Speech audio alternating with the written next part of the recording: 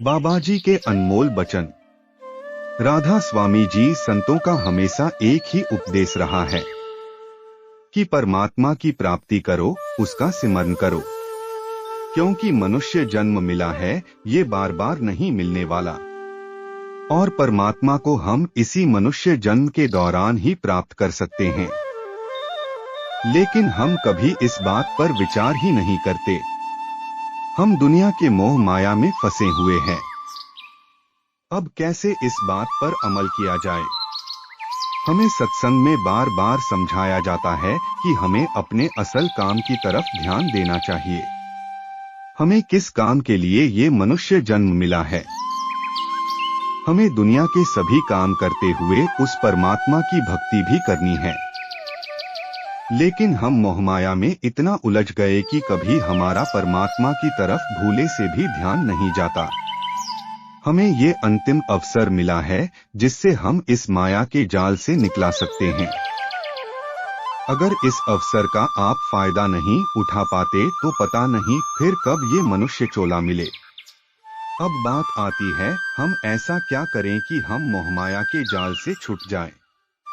हमें किसी गुरु की खोज करनी है। गुरु के द्वारा ही हम माया जाल के बंधन से छूटने का रास्ता प्राप्त कर सकते हैं। गुरु बिन कोई न उतरे पार, ये हम सब भली भांति जानते हैं। को बिना किसी जानकर के हम कोई भी काम नहीं सीख सकते। इसके लिए हमें किसी गुरु की आवश्यकता पड़ती है। तो अब ये बात भी सिद्ध हो जाती है कि बिना गुरु के हम इस कार्य को नहीं कर सकते। बाबा जी समझते हैं कि भाई गुरु बिन कोई न उतर पार, मतलब कि बिना गुरु से युक्ति प्राप्त के हम कुछ भी हासिल नहीं कर सकते। हमें रूहानियत के रास्ते पर चलना की तो पूर्ण गुरु की शरण में जाना होगा। गुरु के हुक्मानुसार करनी करके हम नामदान की युक्ति प्राप्त कर सकते हैं, जो हमारे मन और मायाजाल के बंधन से आजाद करके अपने निज घर के दरवाजे खोल देता है। बाबा जी बार बार सत्संग में फरमाते हैं कि हमें सुमिरन पर जोर देना चाहिए, क्योंकि हमारा और कोई साथ नहीं देता। जीवन में बस सुमिरन ही हमारा साथ देता है। अंत समय सभी अपने यार दोस्त सगे संबंधी कोई साथ नहीं देता। हमने ये भी देखा है कि थोड़ा सा दुख अपने जीवन में आ जाता है तो सब किनारा कर लेते हैं।